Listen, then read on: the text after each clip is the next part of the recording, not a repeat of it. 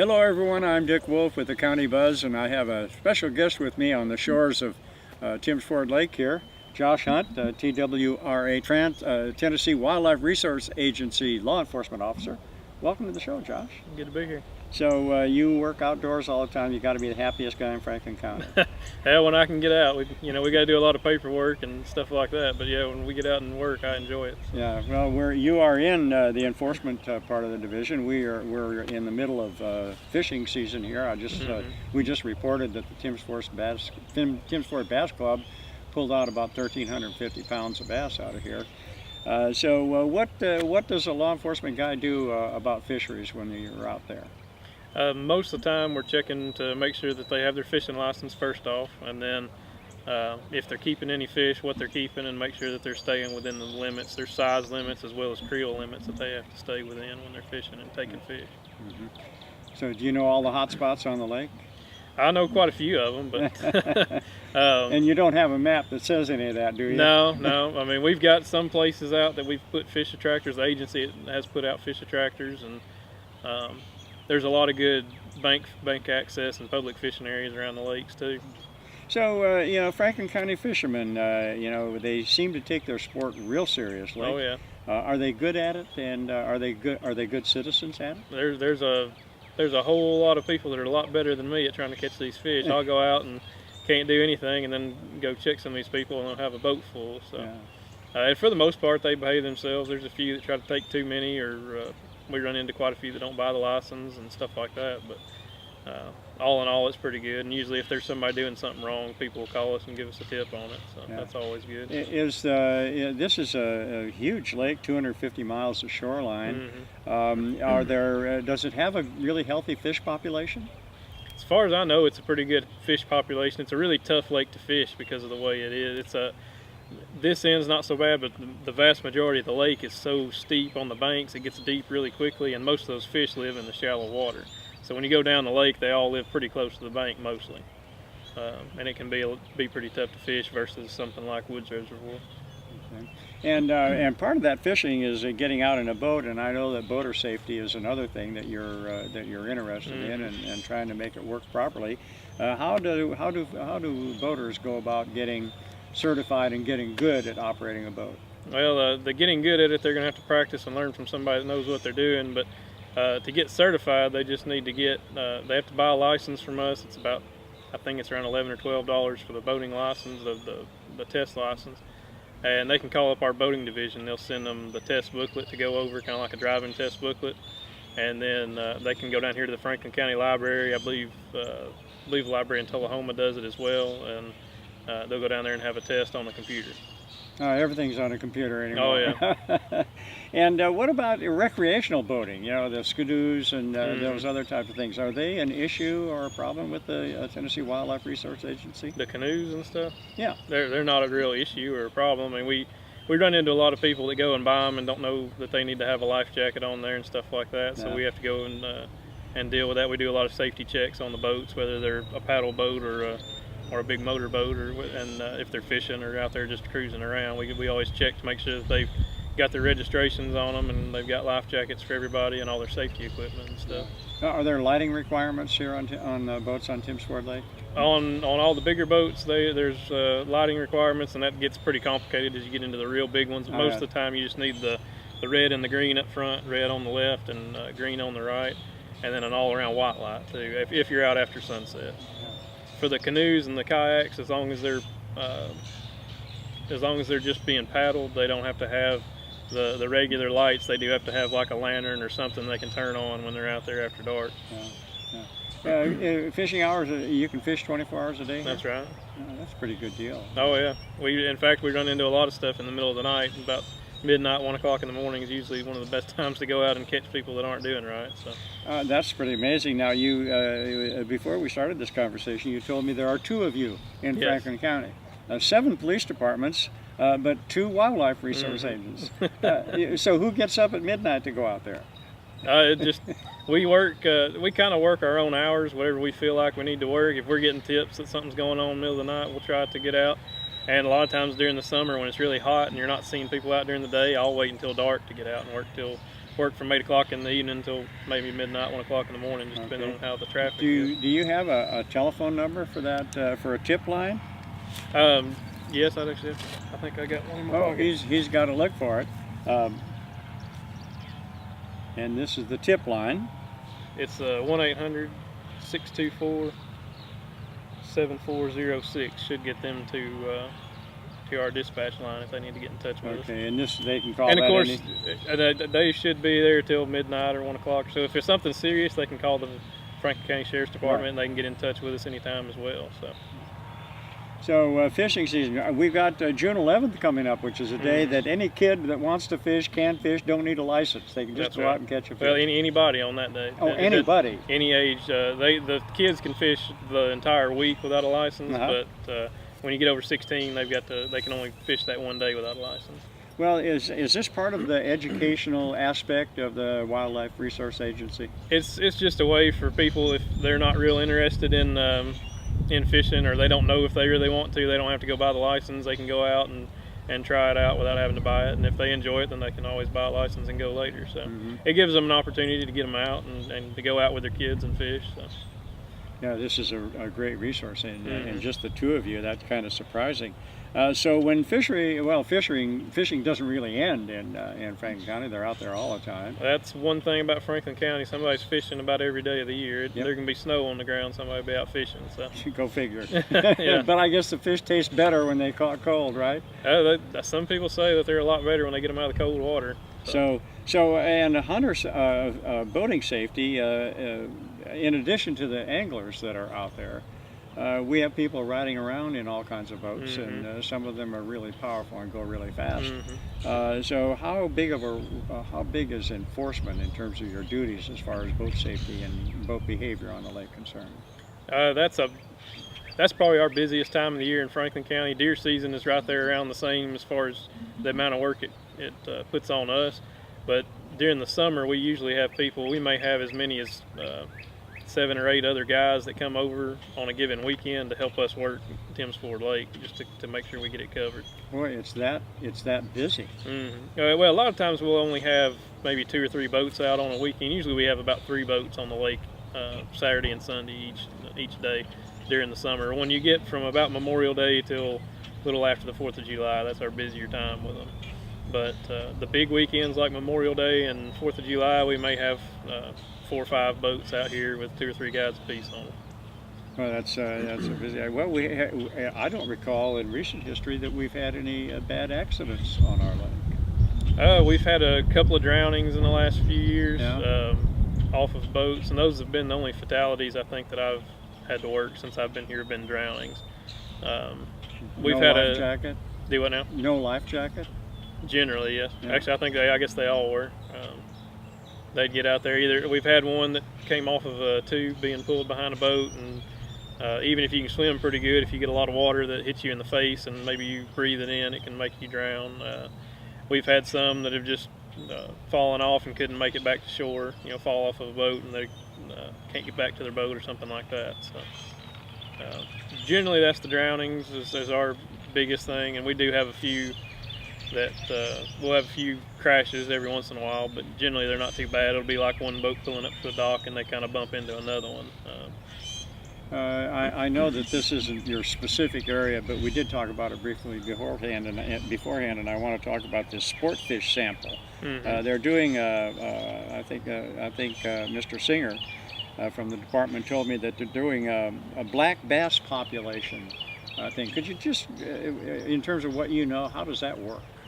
I don't know what surveys they'll be doing. They'll probably come out and do some of the creel surveys, which would be they drive around in the boat. If they see somebody fishing, they'll pull up and ask if they can look at your fish, and if they say they can, they'll go in there and weigh them and measure them and see how healthy they are. And if they want to, they might come out. Sometimes they'll go and they'll set a net and they'll actually take some and they'll kill those fish and they'll check and see how old they are, and then compare that to the weights and stuff. They can take a little bone out of the ear that when they cut it, they can see how old the fish is, and they'll kind of compare that and see how healthy they are for their age. Yeah. And they'll also see how many of the little fingerlings and things like that they're seeing, whether or not they need to stock some more in here, because all these lakes, they do surveys on a lot of the sport fish, and if they're not seeing enough, they put a lot of little fingerlings, little babies, out so that they'll be there in a few years whenever. So this is a stock lake. Do you ever mark the lips of a fish so that, to code them for the year that they're put in? I don't think they ever do any of that, and they only, when they stock, they're putting in little bitty fingerlings and stuff, and they really don't do it except for when they feel that it's needed out there. They generally, the fish are going to breed themselves, and unless they're getting just way too much pressure, or if there's a big die-off, they probably won't have to add them to them. In your history with the Wildlife Resource Agency, have we ever reached a point where, gosh, we better put some fish in there, it's emptying out? Well, I know they put some out pretty regular. They'll put something out usually, I think, every year. It just depends on what they're seeing with each species, because there's so many different ones that they look at. I've not seen anywhere it's just where you're just not seeing any fish, but that's because they're keeping up with them. So. Gotcha. So these are mostly from the Normandy hatchery? I would think that most of them around here are coming from Normandy. I know I saw on their Facebook page that they've got, I forget how many hundreds of thousands of walleye that they just had hatched that'll be put out here in the next few weeks. So, and the walleyes they're pretty good eaters. So oh, yeah. Are they competing with any of the other sport fish that are in the lake? I would say that more than anything, they're probably getting out-competed more than they're competing with something else. I would think so, yeah. So this is more like a bass lake than a walleye lake. Oh, yeah. Well, there's a lot of hybrids and white bass and things like that. They're going to eat a lot of those shad and other fish that the walleye are going to eat too. So. Fisheries are an amazing science. Yeah, I know a little bit about them, but that's a whole different ball game from working law enforcement. So it's something that they got to keep up with quite a bit and go through constantly keeping up with it. Yeah, well, that's why you get the big bucks. Ha ha. Oh yeah. We're talking with Josh Hunt at the Tennessee Wildlife Resource Agency. We'll be right back with more after this. Whatever your shipping needs, Mr. Postman is where you want to go. Convenient across from the post office in Winchester. Take your packages or bring the item unpacked and they'll carefully box it and send it off for safe delivery. Anywhere. Yes, in or out of the USA, Mr. Postman can get it there quickly. There's more. Get a box number with a street address. Start a background check with safe and secure fingerprinting. Oh, wait, forgot that card to go with that present? Not a problem. A good selection of cards, funny, faithful, and family. Mr. Postman. Across from the post office, Winchester. Got old junk you need to get rid of? Bring it down to Steel Salvage. Get the most out of your scrap metal. We buy and sell almost everything. Come to our location at 504 4th Avenue Southwest in Winchester or give us a call at 931-308-5013.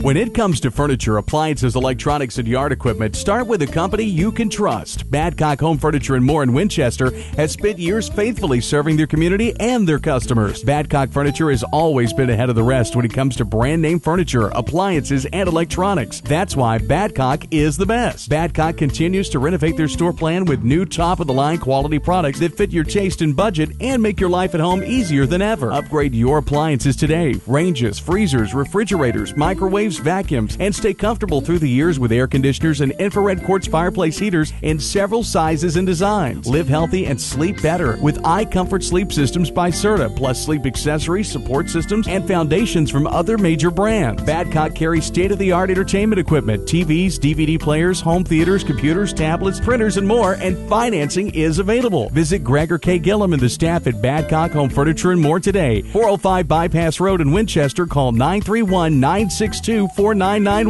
We make it easy. We deliver. Badcock Home Furniture and More in Winchester. Back, everyone. This is Dick Wolf with the County Buzz. We're at part 2 here, and we're with Josh Hunt from the Tennessee Wildlife Resource Agency, and we talked all about fishing the first half of this program, but you've got some hunting that's on your plate to take care of. So why don't you tell us briefly about the hunting in Franklin County? Is it good, and is there a lot of it? There's quite a bit of hunting, especially it's one of these counties where there's a lot of people, but it's they're kind of spread out, so there's quite a bit of farmland and stuff like that people can get out and hunt. Probably the biggest thing that we deal with is the deer hunting in the fall, and we have a lot of small game hunting, but it just doesn't people don't get quite as excited about it as they do the deer. That's generally most of our work with the hunting will be during deer season. Yeah, well, we'll get back to the deer in a moment, but just let's talk about this small game hunting for a Okay. minute. What are the small game creatures? Well, I can't sit here and list them all off by okay. memory, but generally anything that you can hunt that's not in this county going to be deer and turkeys. Anything besides that. So rabbits, squirrels, doves, quail. There's fur bears like foxes and coyotes and bobcats and things like that. Most of them that we're going to deal with is September 1st is going to be opening day of dove season, and that's one of our biggest days of the year as far as hunting goes. There's people out all over the place, and that's one where we'll have a bunch of people that we're going to go out and check. We'll bring people to different counties, and we'll try to get together. So we may go to a field, there may be 200 people out there in a field that we got to go check. So that's quite a bit of work. I'm from the West, and forgive me for getting personal, but I've never been aware of dove hunting as a sport. And I had a friend of mine cook me a dove one time. She brought me a tablespoonful of food. Yeah. I thought, well, that's a lot of work to go through for a tablespoon of dove breast, but it's very popular. It is. They set up fields and populate them with grains to attract the doves. Yeah, they can't. You can't just go and like pour bird seed out. You either has to be prepped and planted as a crop field, or it would be something that you would grow and then harvest or knock down, and then the waste grain would be what they're going to be eating on. Sunflowers and wheat is usually the more common stuff. And I'm going to bring something up that's not a wonderful subject, but before we get into more about hunting, a few years ago, well, actually all the time, there seem to be pictures cropping up that hunters take, and where they find 4 or 5 deer dead with their tenderloins removed, and the rest of the animal just laying there. Is there an unusual amount of that in Franklin County, or are we just kind of like everybody else? I'd say it's about like everywhere else. Most of the time they'll take the hams and the back strap, and they are leaving the shoulders, which they should take, but unfortunately we don't have any laws on that they have to use the meat if they kill them on those kinds of animals. So they're not supposed to just dump them on the side of the road. That would be kind of a litter issue, but as far as using the meat, we can't force them to use it. So. I understand. So if we find a lot of it in a place, is that a usable food for shelters or soup kitchens and the like? They do.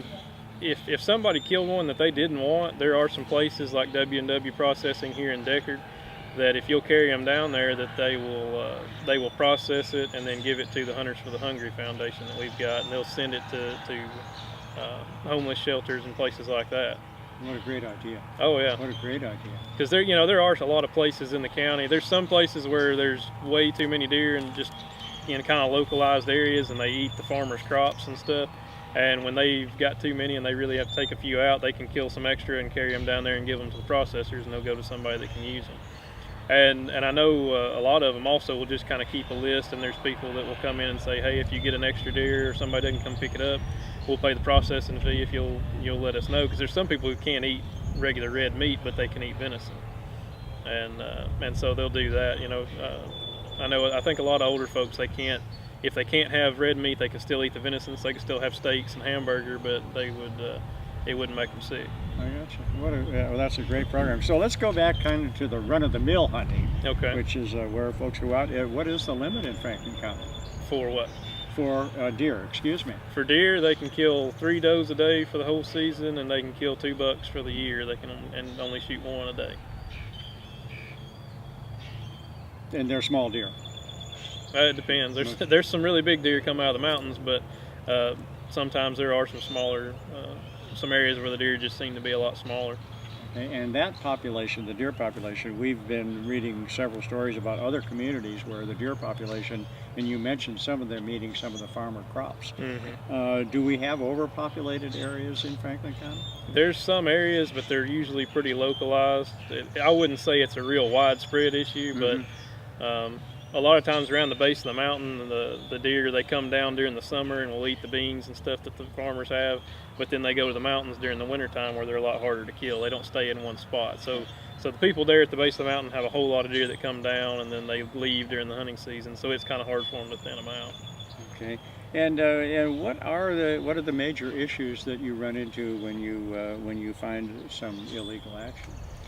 Most of the calls that we get are usually trespassing issues. People that come in and they're crossing over on, either they are hunting the neighboring farm and just get too far over, or they'll a lot of times they run into places where they may have been given permission 10 years ago and they hadn't been there for a few years, and then the farm's changed hands and they just show back up and go.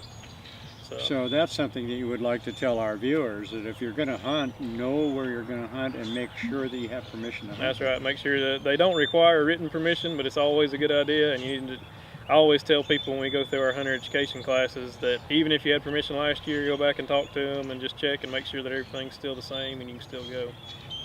If someone has a farmer close to the mountain has an issue with deers, can he come to the TWRA and say, I'd really like a few hunters to come in here and clean this population out? Does that work? They usually don't have any issue finding people to hunt. They usually have more of an issue because there's a lot of people that would like to have places to hunt and can't.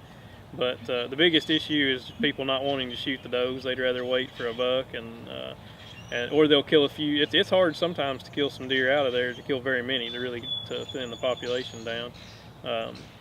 But if they're having too much of an issue, then they can talk to us and we'll go out and inspect it. And if it looks like they're going to lose quite a bit of money, then we'll go out there and document it and then write them out a permit that they can go out there and they can either shoot the deer or they can shoot to scare them and run them out. A lot of times what they'll do is they may shoot a couple of them and then leave them laying around the edge of the field just to keep the rest of them out for a while. Does that work? It helps, and some people, it really depends on the area and how many they've got, but a lot of times people will kill one or two and then they say they don't have any more problems, or they'll kill them for maybe, they'll shoot a couple and that'll keep them run out for a week or two, and then by that point they've got enough rain and it comes up enough that they can't really do the damage that they were doing. The worst part is right after the soybeans come up. They're so small and the deer can just walk and bite one plant after another all the way down. They just get on a row and just walk down through eating each plant and it'll kill them back. So a lot of times if they can get them up about knee high, then they'll even if they come and bite them, they're not going to kill the plant. So deer issue is kind of like fishing. It's got its busy times and its unbusy times, and it keeps the two of you busy almost all the time. Are there any long-range plans in terms of looking at Franklin County's animal population and its game population as to things that we might add to it in the future, or is there something here that's a problem creature we need to get out of here? Not that I know of. They're really they're playing with some of these things with the deer limits. They're talking about possibly changing doe limits, and they just dropped the buck limit from 3 per year down to 2, and so they're going to see how that goes. Some of the neighboring counties to the west, they're having some issues with the turkey populations dropping, and so they're watching ours. Our harvest hasn't really gone down, and I've not noticed that we've lost a lot, but we really don't have a ton of turkeys in Franklin County. They're mostly on the AEDC, the Air Force Base, and down along the lake and the river, and then that's about all we have except for in the mountains. We don't have them in a lot of the farmland around here, which is just, it's different. I don't know, we seem to have something different about the county. They just don't spread out like they do in other places. So our harvest hasn't changed and our population hasn't that we can tell, but they're going to be keeping an eye on us just to make sure that there's not a big drop in harvest, because they are required to check deer and turkey in, whether it's on their phone, online, or going to one of our check stations around the county. And they always watch that to see what's getting checked in and see if there's any changes, and that will kind of let them know if the population's changed. So Franklin County, just from looking at it, it looks like an ideal place not only for the fishery that's here, with Norman's in Coffee County, but with the lake and the river, and then the game. This looks like a perfect place for a wild creature to really thrive. It's got a very good variety of habitats and stuff, and if you enjoy being outdoors, there's always something to do. Like you're saying, the fishing's just cranking up. Turkey season opened up a couple of weeks ago, and it'll run through May. People go down and float and fish the river when it's really hot during the summer, and it gets pretty tough to fish on the lake, but they'll go float the river and catch trout and be in the cold water and stuff like that. So there's always something to do if you want to get out. Yeah. I remember a few years ago, the Herald Chronicle, we did a story on the fact that they put some radio transmitters on some trout that they had stocked at the base of the dam, and they wanted to know where the trout were going. I didn't follow up on that to find out where they were going, but I thought it was an interesting study. Yeah. The other thing is Woods Reservoir has been tested quite a bit for various chemicals in the fish, and notably in catfish. I think at one time got up to a little over 2 parts per billion. I guess you'd have to eat about 5 pounds a day for a year to get sick, but still people aren't always eating the catfish. Yeah. In there. So are those populations healthy? I think there's still plenty of catfish, and I know there's plenty of catfish in the woods. I know the signs recommend not to. There's a lot of people that don't care and they'll still go on and eat them, but I think it is mostly the catfish, because I think the issues were the heavy metals, which are going to be on the bottom, and that's generally where the catfish are. So that's what I had understood. You'd have to eat quite a bit of it for quite a while for it to do anything, but personally I think I'd rather try to catch them out here than try to catch them up there in Woods Reservoir if there's that chance of getting sick. So yeah, and forgive me, I didn't ask this sooner, but now that we're kind of talking about fishing again, what kind of fish are in Timms Fort? The more popular ones are the largemouth and smallmouth bass. There's rockfish or striped bass and hybrids, white bass, yellow bass, black and white crappie, all kinds of non-game fish, walleye of course in there. Most of the people that are out here fishing are generally looking either for bass, crappie, striped bass, or catfish. Generally, I would say is the most popular one. Well, so there's good eating for a lot of people out of that lake all the time. Yeah. Josh, thank you so much for being here with us today. I've learned a lot, and I appreciate your work. Actually, I want to mention one other thing before closing. You don't take a lot of money out of the state budget. The Tennessee the Resource Agency doesn't. Where do you get your money? Most of our money comes from license sales for hunting and fishing license. We're kind of serious about making sure that people have them, and also boat registrations. And then with some things like hunter education and the boating and other things, we do get federal dollars from U.S. Fish and Wildlife and things like that too. So let's say I live in Scottsboro, Alabama, and I like to fish Timms Fort. I've got an Alabama license on my boat. What does that mean up here? They can come up with a boat registration out of Alabama. If they live here most of the year, then they're supposed to buy it here if the boat stays here most of the year. I gotcha. But they still, if they're going to be doing any fishing, they do have to have a resident license. They can't use an out-of-state fishing license. But they can use an out-of-state boat? Yes. That's okay. It'd be like if they drove their car up here to go shopping or hang out, or if they have a lake house up here that they don't require them to get that if they're they don't have to get a car tag for up here. So they treat it the same way the boat. As long as it's not up here most of the year, then they don't have to get it for Tennessee. Okay, I'm going to let you go, and I thank you very much for today. Thank you. All right, well, thank you very much for watching, everyone. This is the County Buzz. You'll be able to see us on the Franklin County Buzz Facebook page. Follow us on Twitter, Reddit, Instagram, any of those deals. And we're on Comcast Channel 3 periodically throughout the week. We don't have a schedule for that time. And so, thanks for watching.